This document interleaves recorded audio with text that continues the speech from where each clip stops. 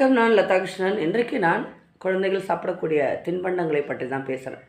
அதாவது evening snacks அப்படின்னு சொல்லிட்டு குழந்தைகளுக்கு இந்த கடையில் வாங்கி கொடுக்குற சிப்ஸு, அதில் நிறைய பிரச்சனை இருக்குது அப்படின்னு டாக்டர் சொல்கிறாங்க. அதை தெரிந்த பெற்றோர்களும், அதாவது படித்த பெற்றோர்களும் அதை வாங்கி கொடுத்துட்டு தான் இருக்காங்க.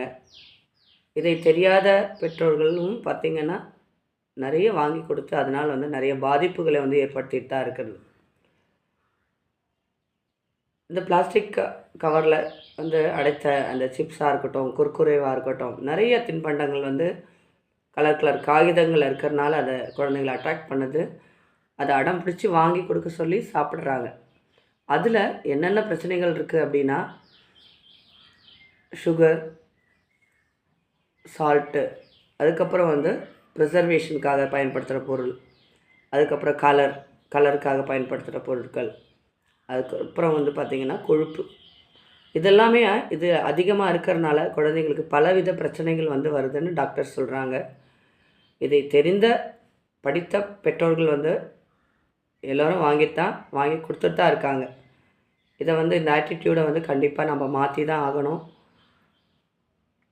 நம்ம சின்ன வயசில் இருந்த நம்முடைய பெற்றோர்கள் வாங்கி கொடுத்த அந்த பொருட்களை எல்லாம் யோசிச்சு பாருங்கள். உடம்புக்கு எவ்வளோ சத்து மிகுந்த ஒரு பொருட்களை கொடுத்துருக்காங்க அப்படின்னுட்டு. வேர்க்கடலை, வேக வைத்த வேர்க்கடலையாக இருக்கட்டும்,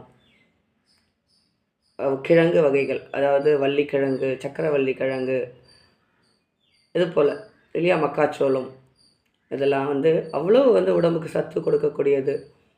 அதாவது சின்ன நெல்லிக்காய், கலாக்காய், ஒவ்வொரு விஷயத்துலேயும் ஒவ்வொரு சத்து இருக்கும். ஈச்சம்பழம், இது போல் நம் குழந்தைகளுக்கு இந்த விஷயத்தெல்லாம் நாம் தான் சொல்லிக் கொடுக்கணும். உடம்புக்கு ஆரோக்கியமான சத்துள்ள பொருட்களை சாப்பிட நம்ம பழக்கி விடணும் அப்படிங்கிறது தான் என்னுடைய வேண்டுகோள். நீங்கள் உங்களுடைய குழந்தைகளுக்கு இந்த பொருளை இந்த சத்து இருக்குது அப்படிங்கிறத நீங்கள் வலியுறுத்தணும். அப்போ தான் அவங்களுடைய அந்த உணவு ஆட்டிடியூட் கொஞ்சம் கண்டிப்பாக மாற்றிப்பாங்க.